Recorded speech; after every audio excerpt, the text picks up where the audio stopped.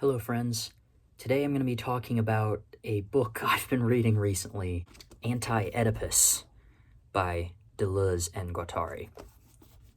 This thing is a monster.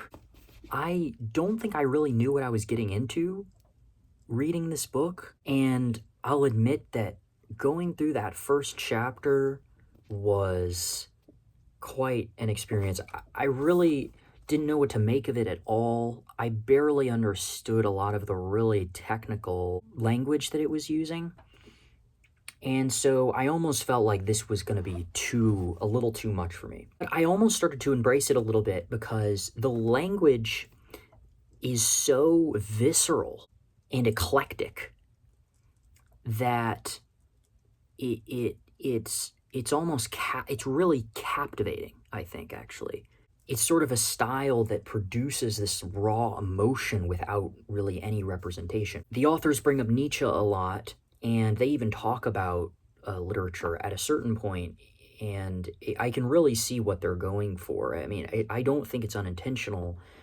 They're trying to sort of elicit more of a subjective emotional experience of the work rather than just trying to get across information. And I think that that's really powerful for a philosophy book. It's really unlike anything I've ever read in my life, and so it's making a big impact on me, really. And I've always ascribed the sort of Nietzschean way of reading things where it's less about necessarily what the book is saying. Of course, that's important, but it's less about that and more about just what you take away from it. And I think the sort of highly abstract nature of what Deleuze and Guattari are talking about here allows for that kind of interpretation. In any case, I really wanted to make this because I've begun I'm like a little halfway through it now, and I'm beginning to get a really stronger concept of what the body without organs is, because before, especially reading chapter 1, I really did not understand what he was talking about, what they were talking about with the body without organs.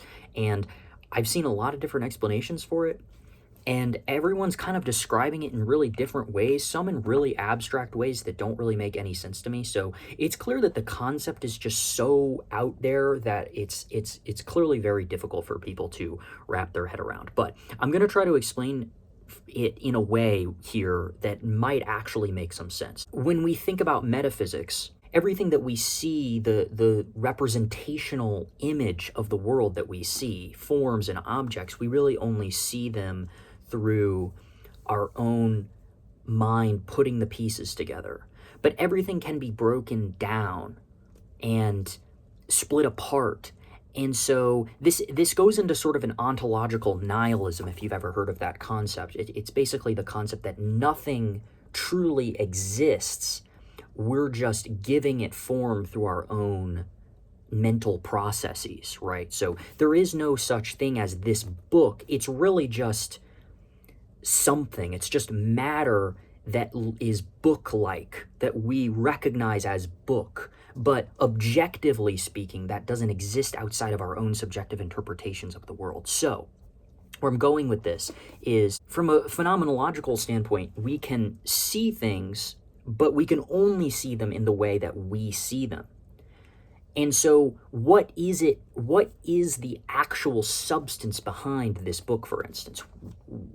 Because we can only see it as book, but there is something there beyond the forms and representations that we give the world, and that something is what the body without organs is. And now that's just the pure metaphysical concept of it. It can be applied to a lot of different things, but that's essentially what they're saying. They describe it as the surface of recording, so you can think of it as the primary substance, the surface for which all of the forms and representations that we imagine sort of spring from. So this book, in the body without organs, is not a book. I mean, it's a book, but it's also me, and it's also the world, and it's also the the grass and the trees. It's everything, because nothing is differentiated in the body without organs. There's no differentiation. There's no form. It's just the surface of recording from which form then develops. He specifically describes it as a body without image. So, and not necessarily a human body, just any body, just any object without image. So we give it image through our perception. But in the body without organs, it has no image. It has no form. So I hope that that makes some sense. You kind of have to understand some metaphysical concepts, but it's honestly not as complicated of a concept as I sort of thought that it was. I'll say on one hand, I feel like you could say that maybe this book is not being as clear as it could be. I think that a lot of the things in this book could be gotten across in a lot simpler terms.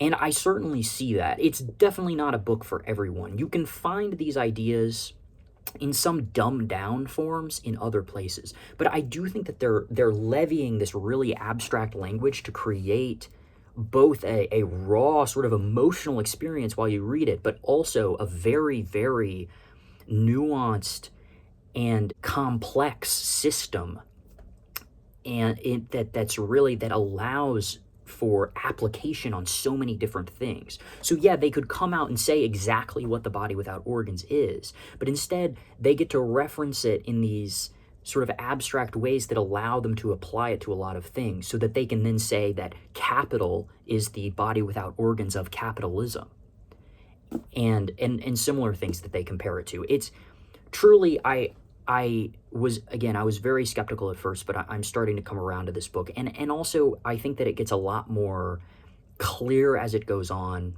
At least that's what I'm getting at. I don't know if, how much more insane it gets. It's not as, I'm starting to put the pieces together, I think, perhaps. I don't know if I would suggest it to anyone or not. It's certainly an experience. It's very long, but you probably don't have to read the whole thing if you don't want to. But I do encourage not to be as daunted by these sort of things as you might anticipate. Although, again, not to say that I'm understanding everything. I'm certainly not understanding everything that's going on in this. I understand things enough. Here and there. I can't say that I can read a whole paragraph anywhere in this book and really know what it's talking about the entire way through. It's just that sort of strange.